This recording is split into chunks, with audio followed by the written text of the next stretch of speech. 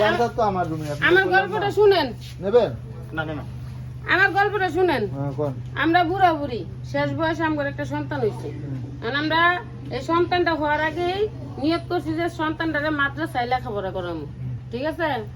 তো ওই যে সন্তানটা হয়েছে কি আমার নাতি, বুঝতে পারছেন?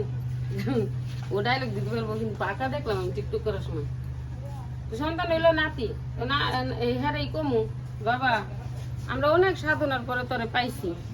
এখন আমাদের একটা ইচ্ছা যে তুই মাদ্রাসায় লেখাপড়া কইরা অনেক বড় হবি, বড় মাওলানা হবি, এটাই আমাদের ইচ্ছা। তো ও বলবে যে মা, বাপ মার দোয়া থাকলে সবই সম্ভব, তোমরা চিন্তা করো না, আমি মন দিয়ে লেখাপড়া করবো, ঠিক আছে?